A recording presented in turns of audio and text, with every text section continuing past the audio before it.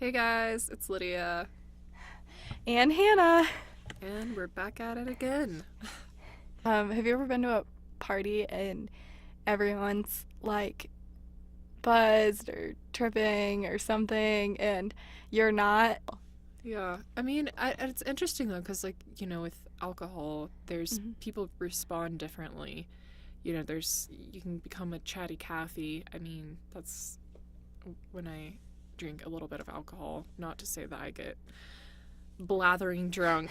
I don't even know if I've ever been drunk, but anyway, when I have a little bit, I definitely get really kind of cheery and very talkative. But then there are people that are really serious. Hmm.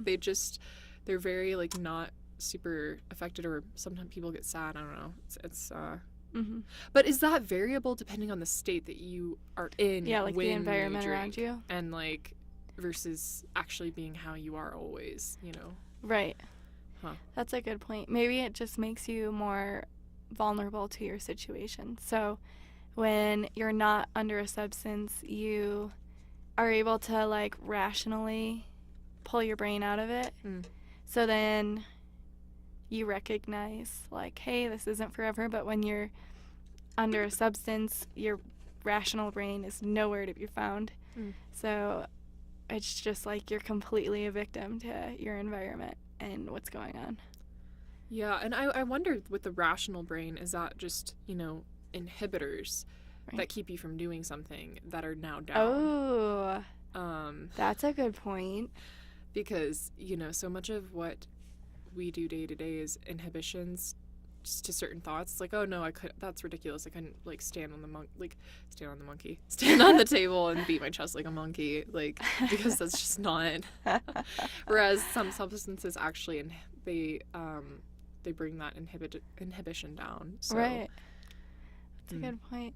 And then I also I listened to a podcast today about the laws of human nature from the James Altucher show, and he was talking about, so he was interviewing John Green, and he wrote a book about basically so the laws of human nature, and he was talking about how our rational brain is not even connected to our emotional brain. mm, So even me saying, hey, my brain, when it's not under a substance, is still able to be rational about my emotions, while he was arguing that that's not true. mm, And when you experience a strong emotion, um, you're still like, your rational explanation for that emotion is not actually rationalized. It's just you trying to explain to yourself why you're feeling this way versus like the actual reason. So the actual reason you're feeling that way is probably something a lot deeper, like a past experience you had or a conversation you had that week with somebody, and it's causing a trigger in that moment from something else. So it's hard. He was arguing that those two parts of our brains are not really connected, and it takes a lot more and kind of becoming aware of ourselves to um, really reach that rational understanding of where our emotions are coming from. wow. Yeah, I think that's something that's really, it requires a lot of training to get yourself to a point where you can even, and not to say that you can ever really, I don't think you can ever fully understand certain emotional reactions, but I think it requires so much training to begin even the why process, because so much of what we do is a response to what's happening to us emotionally, and that's triggers our actions. And like you said, it's like we think by rationalizing about our emotions and how we felt that we're really pinning it down, but it could be a lot deeper and historical. And as far as our childhood is something that Mm-hmm. happened, that's like a recurring theme. But Mm-hmm. here's a question: is how do you overcome historical events Right. that are subconsciously triggering your Mm-hmm. actions and are a way for your brain to almost rationalize what you're doing, Right. um, like in a way that is long lasting? Because I think there's ways of being aware of certain events in your childhood that may be causing you to respond a certain way, but how would you adjust that behavior? Right. Well, I kind of think it makes me think about that 10,000 hours till mastery part Right. of the podcast, and how basically all of our experiences can lead up to the mastery of a certain idea that you come up with. So, like being a nurse, but also being a guitar player, but also having tried this podcast thing out.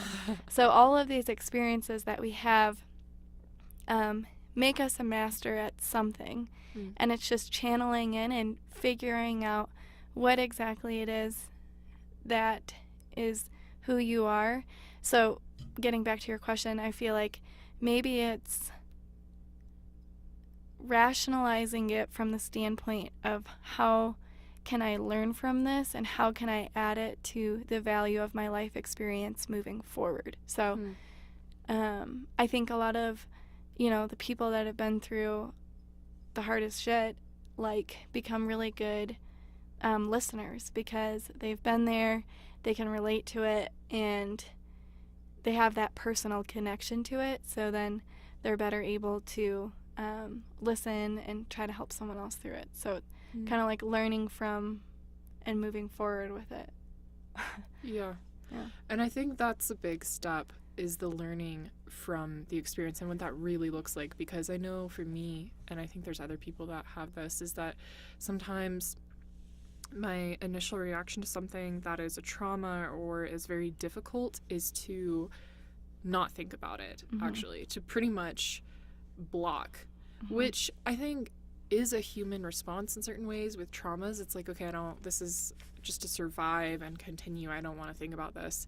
But until you've actually, like you said, learned, okay, what exactly happened and what can I take away from that, but also learning to kind of accept and let that go, and finding new ways to frame perhaps the situation, instead of, because I've realized, like, sometimes we get in our heads and we get to this point where we have these certain frames of how we viewed an experience, and that's very much ingrained. Like, okay, this was embarrassing, or this was I was really angry or irritated, and those things get ingrained, and it's like, because we were looking at it from the specific frame, that's kind of carried on.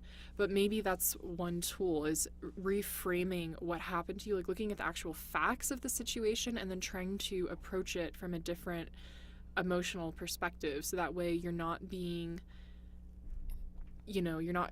weighed down by something that could be like a misperception or like an exaggeration in your mind of what actually went down. Right. I feel like this makes me think about your story of your band title, and you should tell that story. Oh my goodness. Only the parts you want to tell, but it's a good story. Well, so a little back history. I had quite a bit of anxiety in high school. And the way that would manifest with me is I just would get extremely bright red cheeks. They just flush like crazy. And it was really, I mean, people would just look at me. Like, it wasn't even like always an embarrassing thing that I did. It was just this hyper awareness. But one of the ways that I think I've been able to kind of reframe is to just call it out, actually, and just let people know, or just like kind of make fun of myself in that sense. Like, yeah, my cheeks get like really rosy and pink, and even the title of me and my sister's band, we both kind of have the problem a little bit at certain points, but we called ourselves Check Blush because it's like, yep, this is something that happens. And interestingly, like, I don't know, my blushing has really, it's gone down quite a bit. So I think, but that's actually a tactic, is like being able to just make fun of yourself and like not take yourself so freaking seriously all the time. Right. No, I love what you said about reframing, because that's, I mean, people always talk about failure, but it's not even like in order to be okay with failure and our insecurities and things like that, it's really learning the mastery of reframing your mind about the situation. Yeah. So And I think this is super interesting when you're thinking about like what you want to do with your life and what direction you want to head, because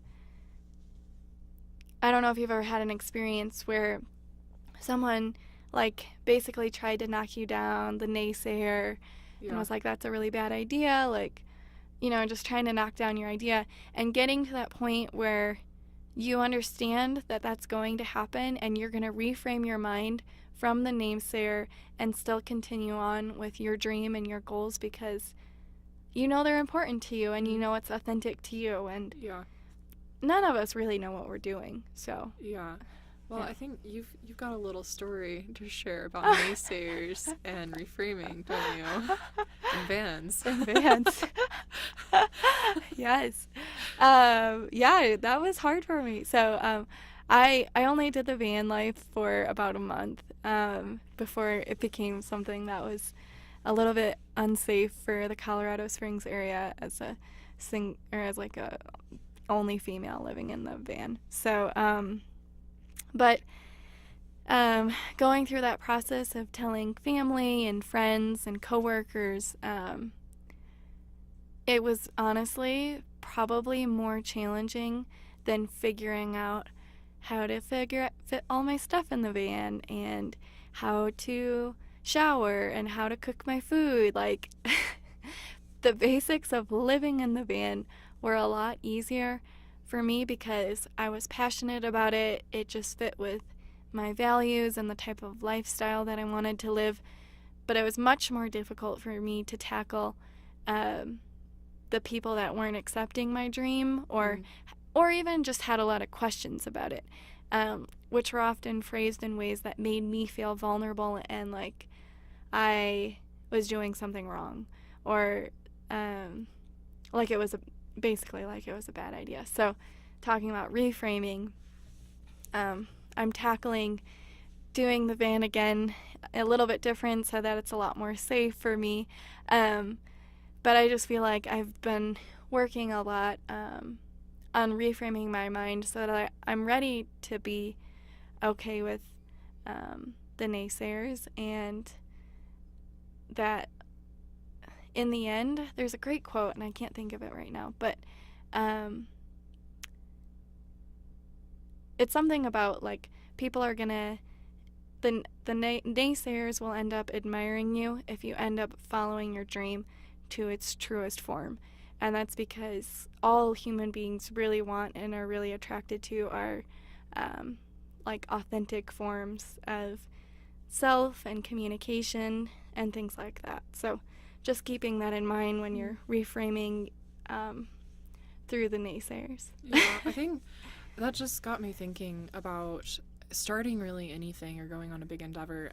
I would say it's so hard to not just only tell people, but then if something happens where the dream falls apart, that for me is something that I'm still learning of. How do you deal with telling someone that this dream that they already thought was crazy didn't work? That's a huge part of it, honestly. That's a great point. That is something that I think is so, because it's like, not only did you have to get over that leap of saying, okay, like, this is I'm van gonna life, be different. like, this is gonna be completely different. This is gonna be alternative, and taking, like, people's shit about that. Right. Then when it doesn't work out, it's almost like you've got this whole lineup of like, told you so. And it's just like, oh my gosh. Yeah. But then, and then it's kind of like, man, was I wrong? And then you get into that whole self-doubt thing. But there's also this great point from the podcast about when you're figuring out what your purpose is, you want to think back to when you were 6 years old to 13. And you want to think about the things that you would just, time went away, people went away, you were just in the moment in love with that thing that you were doing. And I don't know if it's that dramatic for everybody, but along the lines, most of the time, can you think of anything? Oh, yeah. See, I can think of things too. I don't know if that's how everybody is. But Yeah. I was just thinking, I'm like, honestly, part of what I'm already doing is definitely because when I was a kid, I mean, it's kind of crazy because when I was a kid, I was so full of confidence about my ability. I was like seriously sold on the fact that I could do anything, and I was pretty much like on top of the world. Oh yeah. And I was very, I mean, I was an influencer, like from a younger age. Like I had my own clique, which, you know, people wanted to join in, and it was like you had to be athletic and you had to, like, you know, be good at sports. You had to, there were 2 parallel bars, and if you couldn't flip yourself up and do a lemon drop, which is where you're sitting on the parallel bar and you just kind of backflip off, you couldn't be a part of the clique. Oh my gosh. Yeah, dude, that makes me think about, nowadays I love telling people every day I'm working at getting back to my 5-year-old self. Because same way. What was 5-year-old Hannah doing? I didn't wear pants. I walked around. I played with other children, maybe, but if I didn't want to, I didn't want to. Yeah. You know, I was just authentic me when I was 5. So. Yeah. What were 5-year-old dreams? Do you think that they're Well, somewhat related to what you're so doing I was now? thinking about this today, and it's like a little bit weird, but I was always dancing. Even like there's a story about me. My family's Irish, so we used to go to this Irish pub in Chelsea, and I would get up on the metal vents because I liked the clapping sound of my heels, and I would do dance performances for the bar. Oh And my gosh. and then I also in 6th grade I did my first talent show and sang Midnight Train to Georgia. So I've always loved performing and like dancing, singing, things like that. And then I also had a weird part of me, which I'm trying to figure out how this fit in, but I, in a weird way, since I was like little, like 5, loved organizing. Loved like cleaning my mom's pantry out. So I'm not quite sure how that part of me like plays in. And then obviously I've always been like adventurous, climbing trees. I grew up with boys, but I've always been like outside camping, things like that. So likewise, I feel like I've incorporated or I'm growing in my understanding of those things that I really love, and I'm trying to incorporate those more in my life. So Yeah. what about you? Well, It's kind of funny to think about. Yeah. Well, you know, I had a very I think my mindset has always, I mean, something that's really odd is I've had like a mindset of overcoming the challenge like as far back as I can remember, because I was raised also like in the mountains, in the Tian Shan mountain range, because I spent 4 years growing up in Almaty, Kazakhstan. And, you know, that we had 3 Canadian neighbors and then my 2 brothers. And so there were always boys around. And I really had a mindset of constantly, like, if there was something that someone told me I could not do, if it was really challenging, that's also played out in academics, it was like, oh, you just wait. I mean, I'm going to do 19 pull-ups and I'm going to beat your ass in this race. I mean, like, and because I think, I don't know, I don't really know exactly how that unfolded, but I mean, I think it was maybe my family upbringing is that was, you know, there's 2 choices I think you could take as a girl in that. It's you either back down and you're like, okay, I'll just go play with the Barbies, or you're just like, no, like I'm gonna play with you, and you're not gonna stop me. Right. So I think, you know, and also with education, that was in reading, that's something that's like Always been a thing. yeah. So you're like, you enjoy competitiveness, you enjoy learning, Yeah. specifically reading. What else was there? I think inspiring and leading people too, Yeah. which kind of got muddied through moving back to the US and being in high school, but I think it's still there. Yeah. No, it's cool because I feel like then once you figure out kind of, even if they're vague characteristics, then you can even look like into the modern day job market and think about, okay, we know what kind of job or what way can I add to society and add to the lives of others and stuff. So one of the great examples was like, if you really, you know, you're a dreamer or you don't really like working for somebody else, you know, you're self-driven, then you probably are an entrepreneur and should probably pursue that role more. But if you're, the other hindsight of that is, if you don't really like being alone, you kind of like to have a plan already laid out for you, then you're probably better working for a company, and you could really add value to that company. Right. So I think there's kind of a stigma going on right now in our culture of, we all want to be entrepreneurs, and that's the cool thing to do, but really looking at yourself, and that's a lonely road. That's a road that's going to have so many ups and downs, and the downs are going to be situations where you have to pull yourself up. There isn't going to be a boss that's going to give you a consistent paycheck, things like that. So yeah. But then also not hiding away from those fears, and if you truly are an entrepreneur, then taking on that role, and you're figuring out what you want to do with your life. So yeah, I think that's a really wise advice to give to people who are looking into, I think that's the age-old question. It's like, well, what am I going to do with my life for people our age? And I think that's something that's really important to take into consideration, is just because, the entrepreneurial life is it's so glamorized. And it's like, I don't think it's that glamorous, actually. I think it's certainly not cut out for everyone. But yeah, I think that's another thing too, is how I feel as though recently, like, the idea of failure has been super glamorized. Yeah.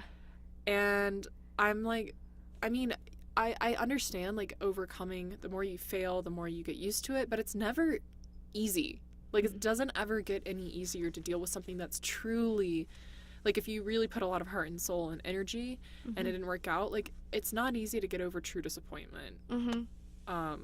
That's kind of taking this a totally different route. I don't know why. I just was thinking about that. No, I think it's interesting to think about things that are glamorized right now in our society, and how even that is affecting us and affecting our conversation about it. But you're right, even talking about it doesn't make it any easier, but it at least brings awareness to it, I guess. Yeah. Which I think is interesting for females in particular, because there's another podcast called Nudge from TED Radio Hour. Have you listened to that before? I have not. No. So that's about basically raising women to be brave instead of perfect. So when boys grow up, we're constantly like, oh, they got bad grades because they were messing around being the comedy of the class, or yeah, they've gotten into a bunch of crashes because, they're crazy and wild.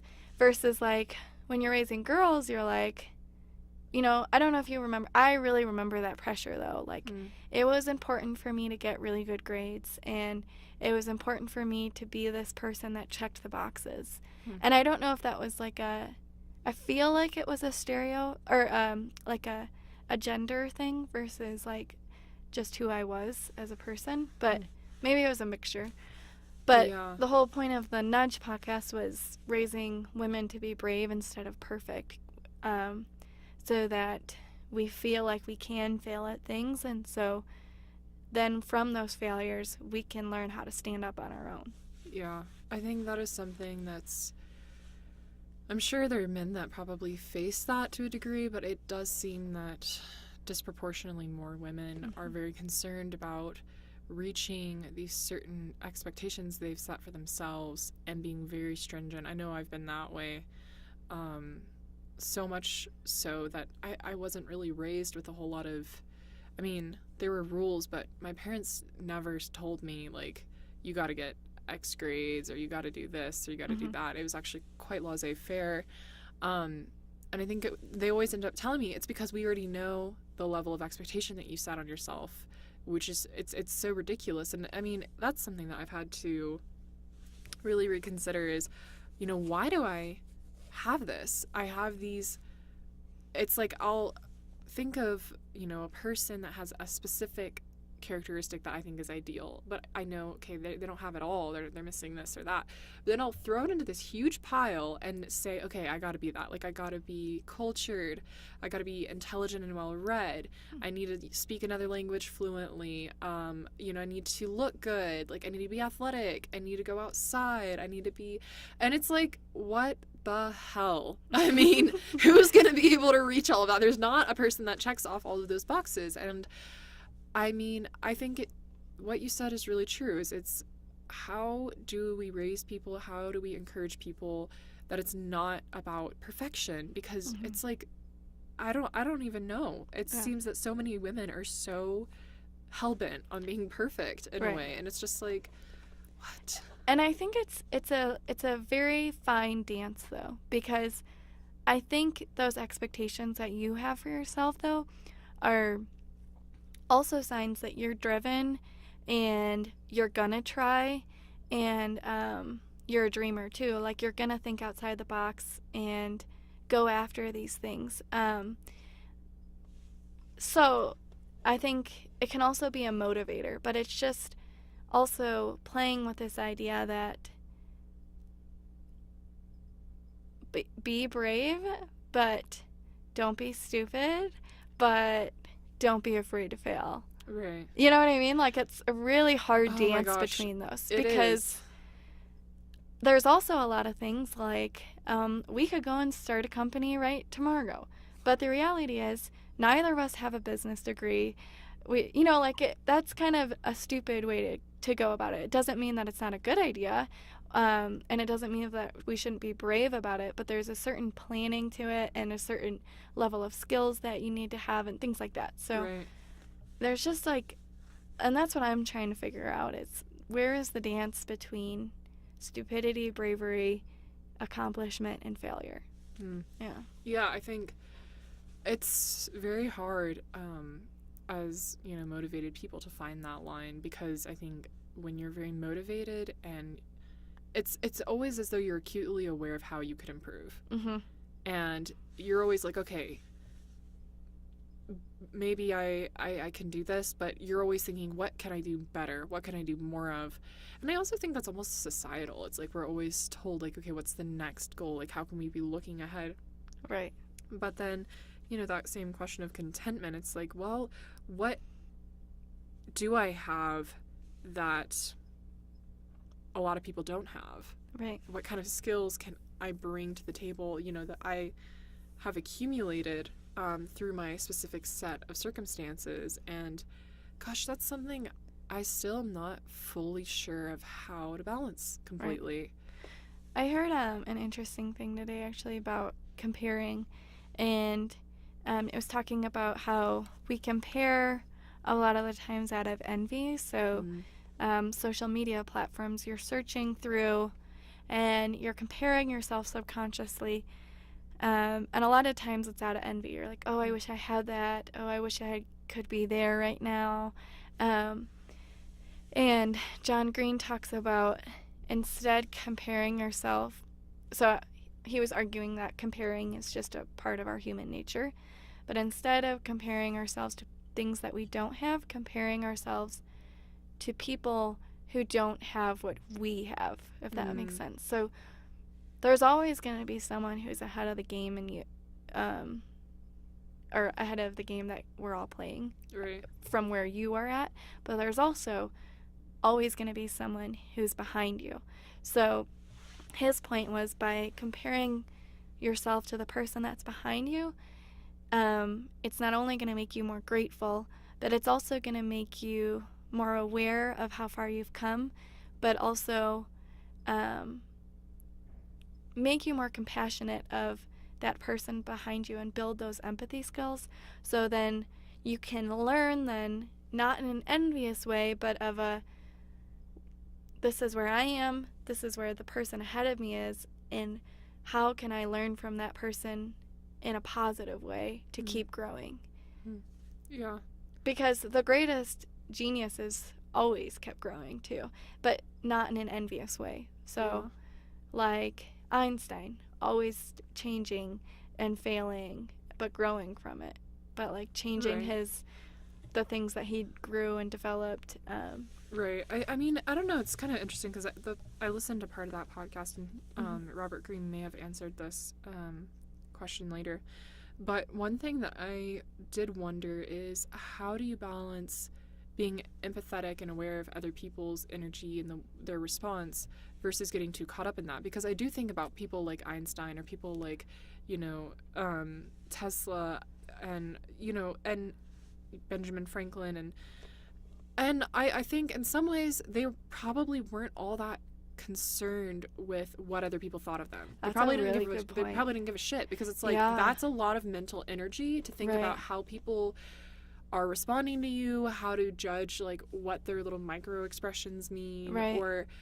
and I don't know, because I'm like, okay, I'm aware that it's important, because people's reaction to you can affect like getting a job, or like how well you do in a presentation, or how well you sell something. But at the same time, it's like, can that be a hindrance to like it, as like a distractor, sort of, because you're Right. so hyper aware Thinking and like about other too people. conscious about other people, because Right. like for me sometimes I'm like, I just can't, I'm aware of this, but I don't want to engage in this, because it's Right. just, it's overwhelming. There we go again with the dance part. I think it's a balance. Because I also think a lot of times, so like my inspiration for figuring out that I was super passionate about the van life and my continuing to be able to travel and things like that, I didn't think of that. It came from, well, maybe I did, but backstory, it came from camping for a week outdoors in the winter.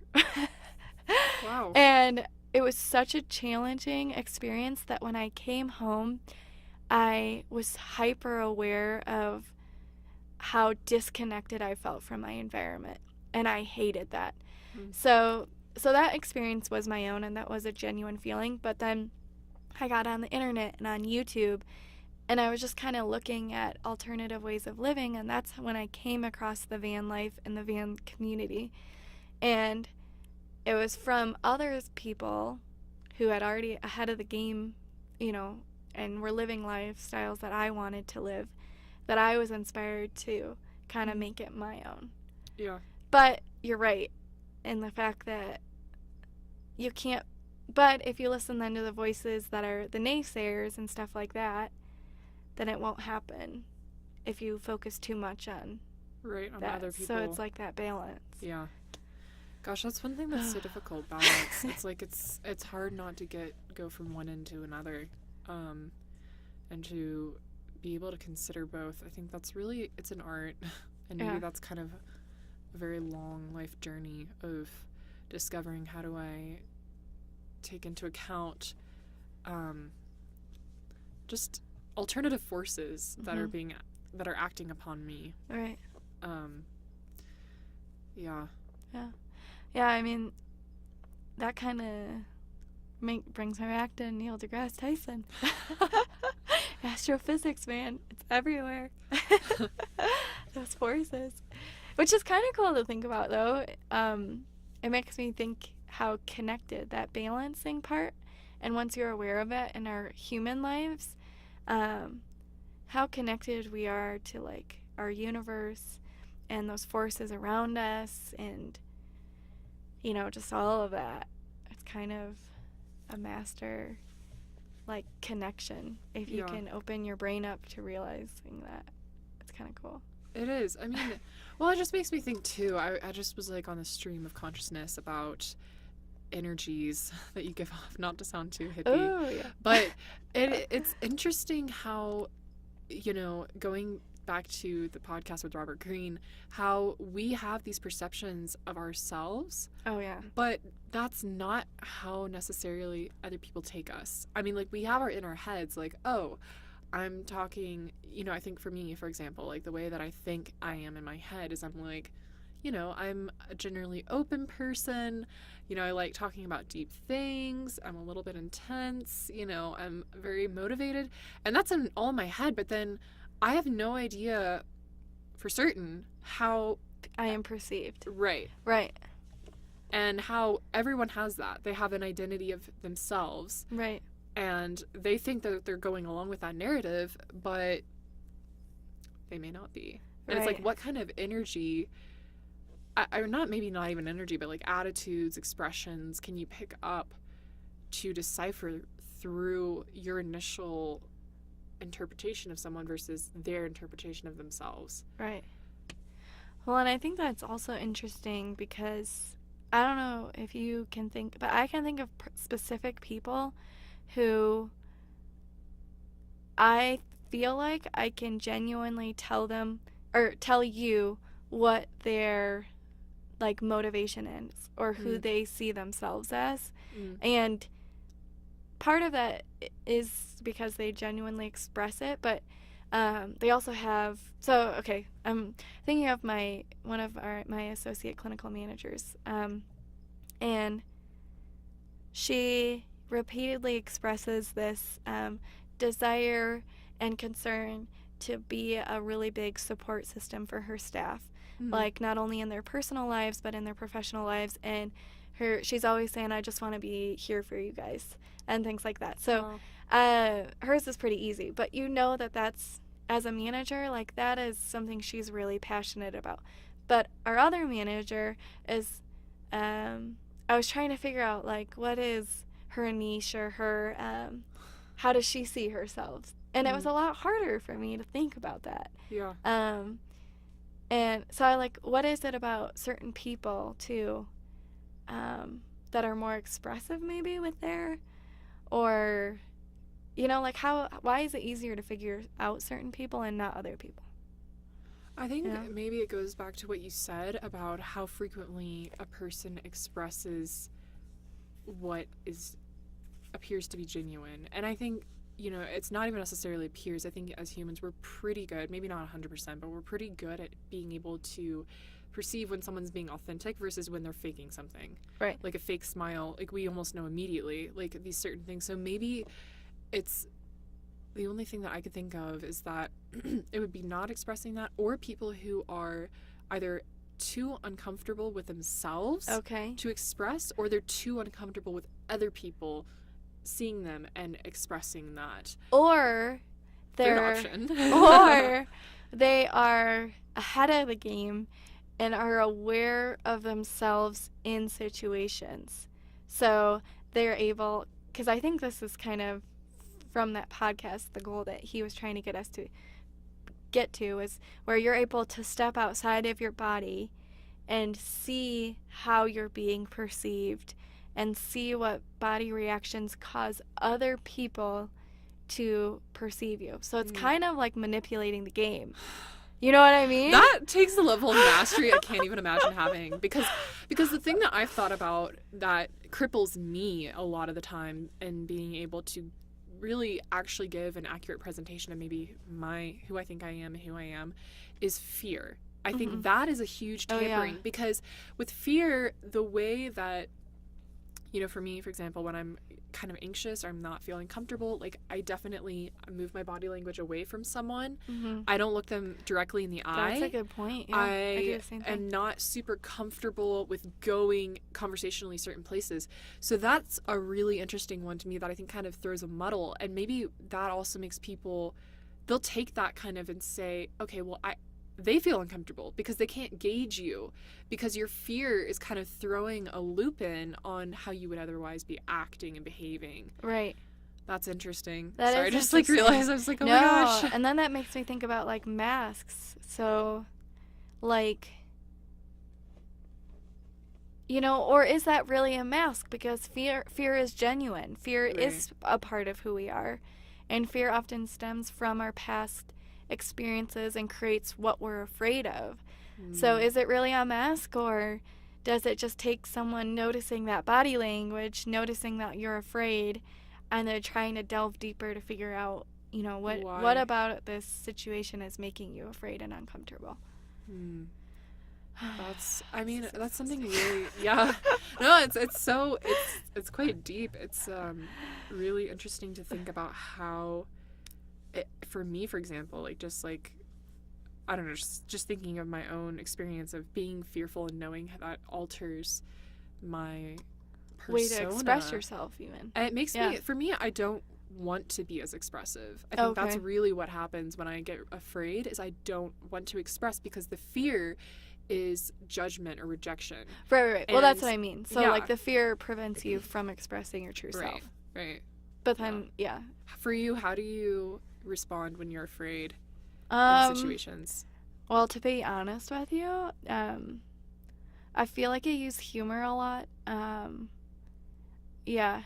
Huh. I also have realized too, I'm a pretty good, I remember weird things that people say to me. So I can, that's how I connect with a lot of people, is I can tell you something that you told me 3 days ago, and I can somehow flip it into a humor, but it's usually I'm nervous because I'm really bad with like awkward silences, and so that's become my coping mechanism, is I use humor and something that I've heard the other person say, and then I can flip that into a conversation to That's avoid that uncomfortable silence. really interesting. Do you, okay, Yeah. out of curiosity, when you're sitting there and you're collecting these phrases that people say, Right. do you sit and say, okay, maybe if I see them later, I can use this? Or is it just kind of, you No. sit there and reflect, okay, what is something that I remember Right. from that conversation, and you just kind of insert, and then Right. comical twist. Well, it's just really all like, I don't mean to do it. It just happens, like, which maybe means I am actually listening. Yeah. But if you know me, like, I'm also, it's so easy to daydream. I don't know if anyone can relate to that. Oh yeah. For me. So I don't know if because I'm such a daydreamer, I've learned that I have to focus for a certain amount of time on someone, and then but I use that getting back to how we're all animals, I use that as a way to cope with my fear of initially meeting someone and that social anxiety. So I'll remember something from a previous conversation about them, et cetera, to help me cope with my fear of that, like, initial interaction, social anxiety piece of, me. So that's like a survival mechanism. I So, like that, actually. that's kinda interesting. That's really interesting I to just me. discovered this. I've just been thinking, I was like, I want to implement that in my life. Like, that's really cool, because I don't know, this is a confession time. I don't know if this makes Yeah. me really, like, a narcissist or what this means about me, but sometimes it's hard for me to remember conversations Mhm. No, I think of that's really what common. people said. Yeah. But not only what people said, but what I said. Because Right. I, like, frequently get into that headspace of, like, oh my God, have I said this, like, 250 times?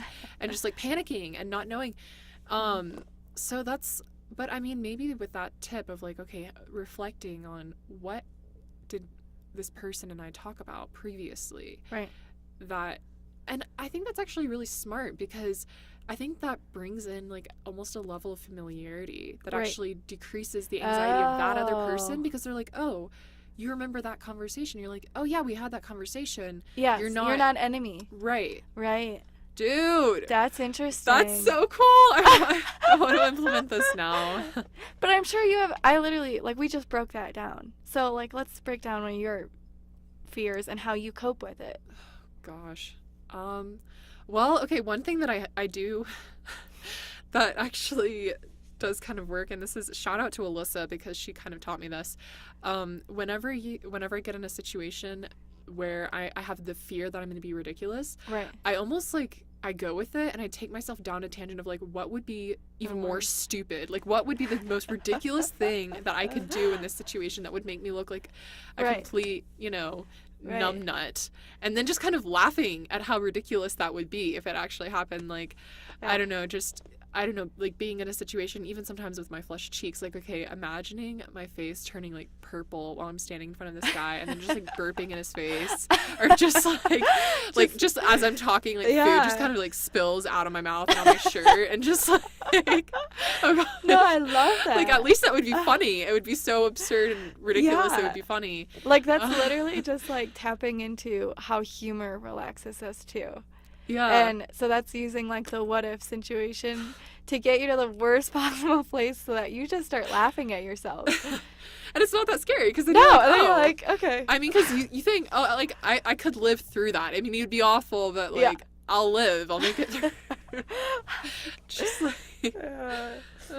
That'd be an interesting thing to, like, look more into, though, about humor and how that affects, like, our social interactions and our ability to survive things. Because I bet, like, how did people get through the Holocaust? I mean, like, really, how did they get through that? Was humor in there? Was, like, dreams in there? Who knows? I don't know. That's interesting. Someone Comedy. knows, but I haven't looked it up. Yeah. Yeah. Well, folks.